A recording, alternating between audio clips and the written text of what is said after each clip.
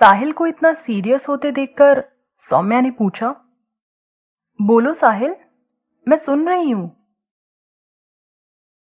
साहिल सौम्या की आंखों में आंखें डालते हुए बोला। सौम्या, अभी अपनी शादी नहीं हुई है, लेकिन लगता ऐसा है जैसे हम पूरी तरह एक दूसरे के हो चुके हैं। मेरे दिल में जब भी कोई बात आती है या फिर अपनी फैमिली को लेकर कुछ भी सोचता हूं तो तुम्हें साथ लेकर ही सोचता हूं। अब तुम भी तो मेरी फैमिली का ही एक हिस्सा बन चुकी हो। शादी करने के बाद घर आना तो बस एक रस्म है जो एक ना एक दिन हो ही जाएगी। जब मैं अपने करियर के बारे में सोचता हूं तब भी तुम ही दिमाग में रहती हो। मैंने हमेशा यही सोचा था कि मैं डिफेंस की जॉब करूंगा, लेकिन जैसे जैसे तुम्हारे करीब आता जा रहा हूं वैसे वैसे मुझे ये लगने लगा है कि अब शायद मैं डिफेंस की जॉब ना कर पाऊं। साहिल की इस बात पर सौम्या हैरान होकर पूछने लगी। ऐसा क्यों बोल रहे हो साहिल? तुम तो काफी इंटेलिजेंट हो और तुम्हारा सिलेक्शन तो पक्का हो ही जाएगा। साहिल मुस्कुराकर बोला, हाँ वो तो मुझे भी लगता है, लेकिन सिलेक्शन के बाद की जो प्रोसेस है वो नहीं कर पाऊंगा। सौम्या को कुछ समझ ना आया और वो हैरान होकर पूछती रही, मतलब? मुझे समझ नहीं आया, ऐसी क्या प्रोसेस है जिसके लिए तुम खुद को अनफिट मान रहे हो? साहिल बोला, डिफेंस में फैमिली को साथ रखना अलाउड हो ऐसा जरूरी नहीं रहता है हमेशा। 1 साल तो ट्रेनिंग में ही चला जाएगा, इसलिए मैं बोल रहा हूं शायद मैं 1 साल तक तुमसे दूर ना रह पाऊं। मैं नहीं चाहता कि शादी हो और तुरंत ही मैं तुम्हें छोड़कर चला जाऊं। सौम्या साहिल को देखती रही और सोचने लगी कि साहिल ने तो आज मेरे मन की बात कह दी। जिस बात को लेकर मैं कब से परेशान थी, फिर मन ही मन सौम्या को वैशाली की बातें याद आने लगी। वैशाली ने भी तो सौम्या से यही कहा था कि अगर साहिल तुझे इतना ही प्यार करता है तो वह बिना कहे तेरी हर बात समझ जाएगा। और जैसे तू दूर होने के नाम से डर रही है, वैसे उसको भी तो अच्छा नहीं लगेगा तुझसे दूर जाना। आज साहिल की बातें सुनकर सौम्या को यही लगा कि साहिल ने बिना कहे सौम्या के मन की बात जान ली। सौम्या मुस्कुराकर बोली, साहिल इतनी परवाह मत करो। और रही दूर रहने की बात, तो वो तो मैं भी नहीं चाहूंगी कि मुझे तुमसे दूर रहना पड़े, लेकिन मैं तो ये भी नहीं चाहती कि अपने एक सपने को पाने के लिए तुम दूसरा सपना छोड़ दो। जब से तुमसे जुड़ी हूं तुम्हारे हर सपने को अपना सपना समझने लगी हूं, इसलिए मैं चाहती हूं कि तुम्हें जीवन की हर खुशी मिले। जो तुम करना चाहते हो वो सब कर सको और अपने हर सपने को पूरा करो। अभी तो तुम एग्जाम की तैयारी कर रहे हो, एक बार तुम्हारा सिलेक्शन तो हो जाने दो, उसके बाद देख लेंगे। अगर नहीं समझ में आया तो ज्वाइन मत करना, पर तुम्हारे पास एक अचीवमेंट तो होगा उस सपने को हासिल करने का जो तुम अभी तक देखते आए हो। साहिल को सौम्या की बात सही लगी। वह बोला, हाँ ये भी सही है।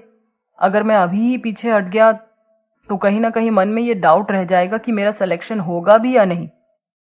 लेकिन इन सब बातों से अलग मैं तुम्हें ये बात साफ साफ बता देना चाहता हूं कि मैं तुमसे दूर नहीं रहना चाहता, शायद अब दूर रह ही नहीं सकता हूं।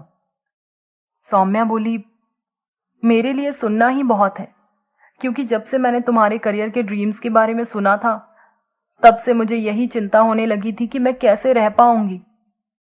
फिर खुद ही अपने मन को समझाकर ये सोच लिया था कि जब तक तुम मुझसे अलग रहोगे मैं अपनी पढ़ाई कंटिन्यू रखूंगी, जिससे बिजी होने के लिए मेरे पास कुछ तो रहे।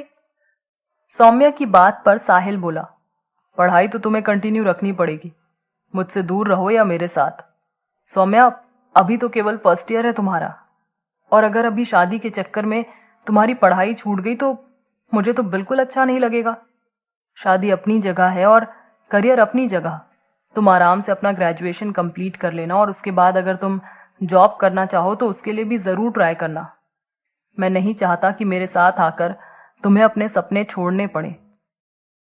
सौम्या साहिल की बात सुनकर खुश हो गई और बोली, साहिल, मैंने तो अभी तक ऐसा कोई सपना देखा ही नहीं है जिसके लिए मैं अपनी प्लानिंग करूं कि मुझे आगे क्या करना है। हाँ, ग्रेजुएशन जरूर कंप्लीट कर लूंगी। सौम्या साहिल से ये सब डिस्कस करके बहुत खुश थी। सौम्या जैसे जैसे साहिल को जानती और समझती जा रही थी, उसे अपनी पसंद पर प्राउड फील होने लगा था और हर बार यही सोचती कि वास्तव में साहिल जितना समझदार और सुलझा हुआ इंसान उसे कभी नहीं मिल सकता था। सौम्या यही सब सोचकर मुस्कुराते हुए बोली, वैसे एक बात कहूं साहिल, मेरी लाइफ का सबसे बड़ा अचीवमेंट तो तुम ही हो। अब और कुछ पाने की ख्वाहिश नहीं मुझे। सौम्या की इस बात पर साहिल हंसने लगा और बोला, अरे ऐसा मत बोलो, जब ख्वाहिशें खत्म हो जाती हैं तो जिंदगी जीने का मजा भी खत्म हो जाता है। इसलिए हर दिन नया ख्वाब देखो, नई ख्वाहिश अपने दिल में पालो और उन्हें पूरा करने की कोशिश में लग जाओ। हाँ, लेकिन जब प्यार पाने की ख्वाहिश हो तो बस मुझे ही याद रखना। ऐसा कहकर साहिल हंसने लगा। सौम्या भी हंसते हुए साहिल के नजदीक आने लगी। तभी दोनों को वैशाली की तेज चीखने की आवाज सुनाई दी। सौम्या और साहिल दोनों डर गए और जल्दी से भागते हुए पास बनी उस इमारत की ओर जाने लगे जहां वैशाली और विनय दोनों एक दूसरे के साथ गए हुए थे। सौम्या वैशाली की चीख सुनकर बहुत डर गई थी और साहिल को भी चिंता हो रही थी। इसलिए वो लोग भागते हुए जल्दी जल्दी उस इमारत के अंदर गए। अंदर जाकर वे लोग हर तरफ वैशाली को ढूंढ रहे थे, पर ना वैशाली मिली और ना ही विनय। सौम्या और साहिल भागते हुए इमारत के ऊपरी हिस्से पर गए। शायद वैशाली और विनय वहां पर मिल जाए। एक चीख के बाद वैशाली की और कोई आवाज नहीं आ रही थी, नहीं तो इन दोनों को पता भी चल जाता कि वैशाली किस तरफ है। दोनों आवाज लगाते जा रहे थे, वैशाली कहाँ हो? विनय, विनय। जब वे लोग ऊपर पहुंचे और ऊपर से खड़े होकर आसपास देखने लगे, तब उन्हें वैशाली और विनय नीचे दिखाई दिए। जब सौम्या और साहिल ऊपर पहुंचे तो वैशाली और विनय दूसरी तरफ से नीचे आ गए थे, इसलिए उनको सौम्या और साहिल की आवाज सुनाई नहीं दी। साहिल ने ऊपर से हाथ हिलाकर इशारा किया और विनय व वैशाली को वहीं खड़े रहने के लिए कहा। फिर सौम्या और साहिल भागते हुए नीचे आए। आखिर वैशाली की चीख का क्या कारण था, जानेंगे